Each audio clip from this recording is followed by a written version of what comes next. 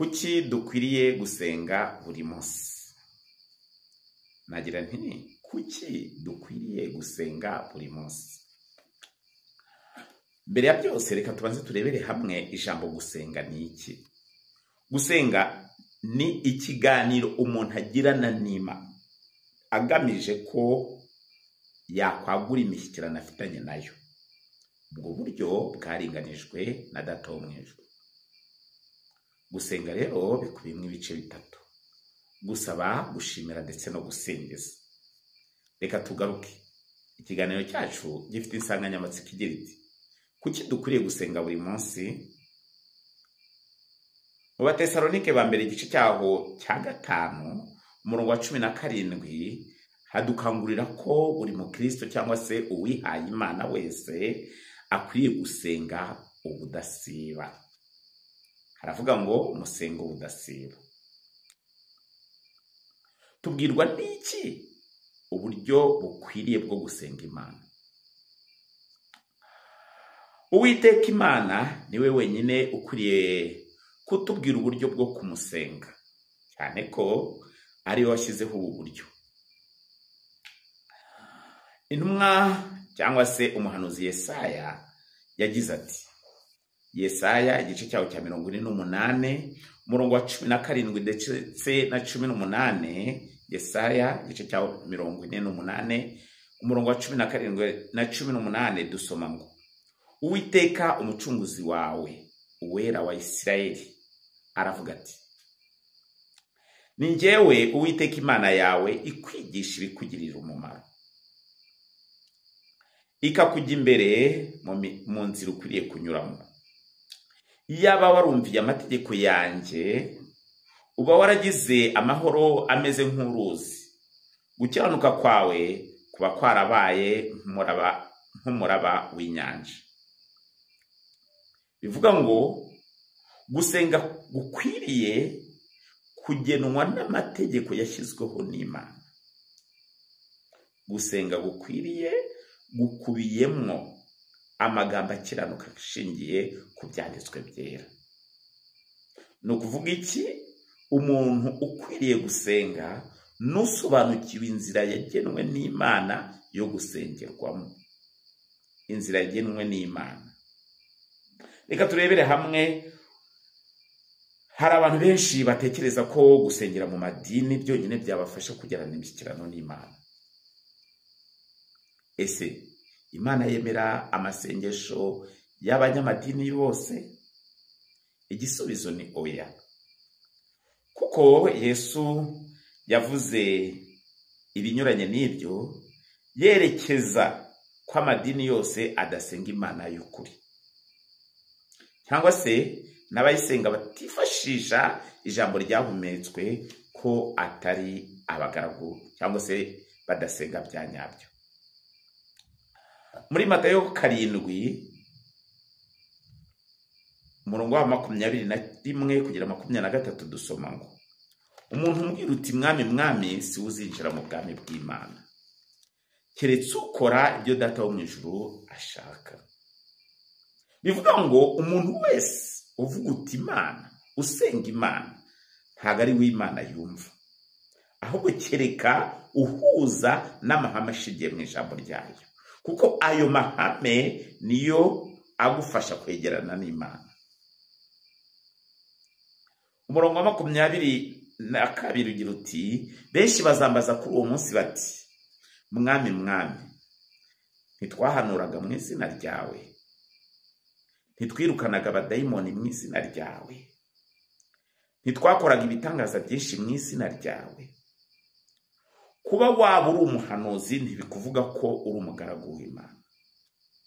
Ntabwo bivuga ko amasengesho yawe yose Imana yumva, cyangwa se amasengesho yawe yose Imana yumva. Kuba ukora ibitangaza mu izina rya Yesu ntabwo bivuga ko usenga ku buryo Yesu akumva, cyangwa se Data wo mu ijuru. Nanone kuba wakora ibitangaza byinshi ntabwo bivuga ko usenga mu buryo Imana yemera. umurongo wa 23 usoza ugira uti nibwo nzaberurira nti sinigeze kubamenya nimumva imbere mwankoze zibirimo. Impamvu amasengesho yacu atemerwa n'Imana nuko tudahuza n'icy'amategeko agena amasengesho ashingiye ku ijambo ry'Imana. Iyo dukoze ibijyaniranye no kwirwanirira dukora ibidahuje n'iby'Imana ishaka, amasengesho yacu ntabwo Imana yumva. Niki se Yesu yagereranyije no gukora iby'Imana ishaka?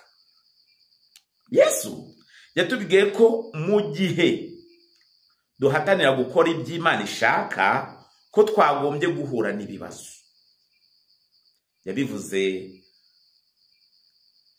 mu rwandiko cyangwa se mu butumwa bwiza bwanditswe na Matayo igice cyaho cya 7 umurongo wa 13 no wa 14, agira ati munyure mu irembo rifunganye kuko irembo rigari ni inzira ijyana abantu kurimbuka ari nini kandi abayinyuramo ni benshi, ariko irembo rifunganye ni inzira ijyana mu bugingo iraruhije kandi abayinyuramo ni bake. Inzira ifunganye ni ukuvuga uburyo bwo gusenga Imana buyobora ku buzima buhoraho. Naho inzira nini cyangwa se irembo ryagutse ni uburyo bwo gusenga buganisha ku rupfu. Ni hahandi umuntu akora ibyo yishakiye ariko akibeshya mu mutima we ko akora ibihuje no gushaka kw'Imana. Ibinyuranye n'ibyo Uwiteka ntiyifuza ko hagira umuntu upfa azize kuba atamusobanukiwe bya nyabyo cyangwa se mu buryo Imana ishaka. Akangurira buri muntu wese kumenya icyo amwifuzaho, ndavuga Uwiteka Imana. Muri Petero wa 2 igice cya 3 umurongo w'9 dusoma ngo Umwami Imana ntitinza isezerano nk'uko bamwe batekereza yuko iritinza, ahubwo itwihanganira idashaka ko hagira n'umwe urimbuka, ahubwo ishaka ko bose bihana. Bivuga iki? Uwiteka kubutamuzi, kubutamusobanukiwe ntabwo yabiguhora. Birashoboka ko dufite abantu benshi basenga mu buryo Imana itemera, ariko iyo bagerageje gukora ibijyananye no gukiranuka Uwiteka arabishimira. Bivuga iki? Ubwo Yesu rero yagaragara ko iri jambo rivuga ngo munyure mu irembo rifunganye. Irembo rifunganye rikubiyemo kwiga amahame akiranuka ashingiye ku ijambo ry'Imana. Amahame akiranuka ashingiye ku ijambo ry'Imana. Ubwo rero Yesu yari hano ku isi yakoresheje amagambo aboneka mu butumwa bwiza bwanditswe na Yohana igice cyaho cya 15 umurongo waho wa 7 dusoma ngo nimuguma muri nje amagambo yanjye akaguma muri mwe musabe icyo mushaka cyose muzagihabwa. Imisengeri inoze ni ukuguma muri Yesu tukamenya ibyo yahamije, tukamenya icyo yadushakagaho kugira ngo tugirane imishyikirano na Data wo mu ijuru udukunda.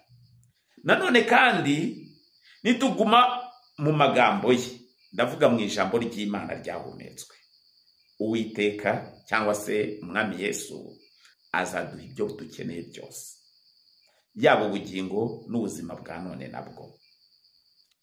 Kuki mvuga gutya? Mu butumwa bwiza bwanditswe na Yohana igice cyaho cya 17 umurongo wa 3 kugera 6 dusoma ngo ubu nibwo bugingo buhoraho ko bakumenya ko ari we Imana y'ukuri yonyine, bakamenya n'uwo watumye ari we Yesu Kristo. Nakubahishije mu isi kuko narangije umurimo wampaye gukora. Nanone Data, imbere yawe unyubahishe cya cyubahiro nahoranye ndi kumwe nawe isi itararemwa. Abo wampaye mu isi mbamenyesheje izina ryawe. Bari abawe urabampa none dore bitondeye ijambo ryawe. Gusenga binyuze mu mucyo, kuba Imana itinze isezerano ryayo igamije kugira ngo abayisenga cyangwa se abishakana umwete barusheho kuba benshi, kugira ngo igaragaze urukundo rwayo. Nanone Yesu ubwo yari hano ku isi yibanze cyane ku cyatuma abantu bagira imitekerereze yo mu rwego rwo hejuru, yo kumenya Imana mu buryo buhanitse. Wibuke, yibukije abigishwa be icyo bagombaga gukora kugira ngo barusheho kugirana ubusabane na Data wo mu ijuru dukunda. Icyo cyari iki? Turabisanga mu butumwa bwiza bwanditswe na Matayo, igice cyaho cya 13 umurongo wa 1 kugera 23. Dusoma ngo, uwo munsi Yesu asohoka mu nzu, yicara mu kibaya cy'inyanja. Abantu benshi bateranira aho ari, bituma yikira mu bwato yicaramo. Abantu bose bahagarara mu kibaya. Abigisha byinshi, abacira imigani. Aravuga ati, umubibyi yasohoye imbuto. Akibiba, zimwe zigwa mu nzira, inyoni ziraza zirazitoragura. Izindi zigwa ku kara kadafite ubutaka bwinshi. Uwo mwanya ziramera kuko ubutaka atari burembure. Izuba rivuye ziraraba, maze kuko zitari zifite imizi ziruma. Izindi zigwa mu mahwa. Amahwa araruka arazinika. Izindi zigwa mu butaka bwiza, zera imbuto, imwe 100, indi 60, indi 30, bityo. Ufite amatwi niyumve. Ayo ni amagambo Yesu yavuze. Umurongo wa 10 ukomeza ugira uti, turi mu butumwa bwiza bwanditswe na Matayo, igice cyaho cya 13, tugeze ku murongo wa 10. Abigishwa baramwegera baramubaza bati, niki gituma ubigishiriza mu migani? Arabasubiza ati, mwebweho mwahawe kumenya ubwiru bw'ubwami bwo mu ijuru, ariko bo ntibabuhawe. Byumvikane ko hari abahawe gusenga mu buryo bukwiriye, hari n'abandi batabuhawe. Kuki batabuhawe? Komeza utega amatwi. Kuko ufite wese azahabwa kandi akarushirizwaho, ariko udafite wese azakwa n'icyo yari afite. Igituma mbigishiriza mu migani ni iki? Nuko iyo barebye batitegereza, niyo bumvise batumva, kandi ntibasobanukirwe. Ndetse ibyo Yesaya yahanuye bibasohoreye ngo, kumva muzumva, ariko ntimuzabisobanukirwa. Kureba muzareba, ariko ntimuzabibona.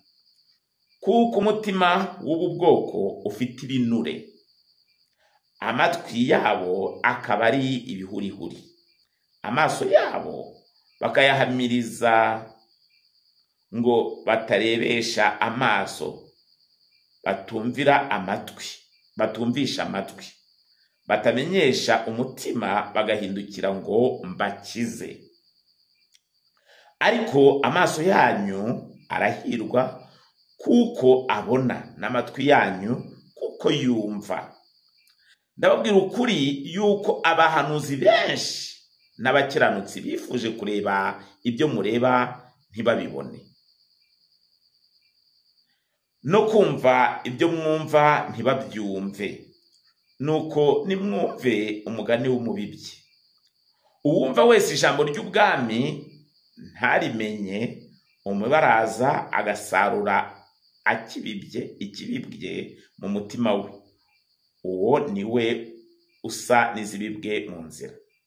kandi usa n'izibibwe ku kara, uwo niwe wumva ijambo, uwo mwanya akaryemera anezerewe, ntagire imizi muri we, maze agakomera umwanya muto.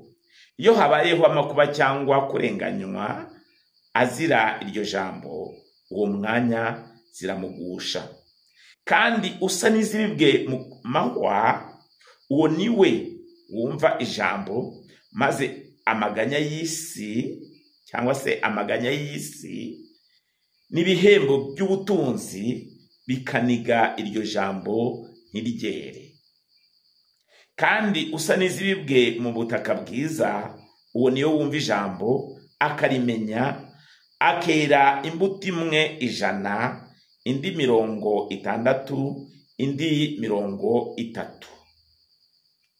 Urumva ko Yesu yibukije icyo agombaga gufasha buri wese kugira ngo asobanukirwe kandi amenye icyatuma bagirana imishyikirano n'Imana, kugira ngo Imana irusheho kumwumva kandi ayisenge, Imana yumve. Imana bagirana imishyikirano. Umuntu wese usenga adafite intego yo kunezeza Imana, n'uyu mugani, uyu ni usohorerwaho n'uyu mugani. Ibihuje n'ibyo Uwiteka yigize kubivuga mu Migani igice cyawo cya 2 umurongo wa 1 kugera 5, agira ati: mwana wanje, niwemera amagambo yanjye ugakomeza amategeko yanjye, bituma utegera ubwenge amatwi, umutima wawe ukawuhugurira kujijuka. Niba uririra ubwenge bwo guhitamo, kandi ijwi ryawe ukarirangura urihamagaza kujijuka, nibwo uzamenya kubaho Uwiteka icyo ari cyo, ukabona kumenya Imana. Kumenya Imana byonyine nibyo bizagufasha kuyisenga nk'uko twatangiye tubibona. Mugire ibihe byiza bikubiyemo kumenya Imana wifashishije ijambo ryayo. Uwiteka duhire.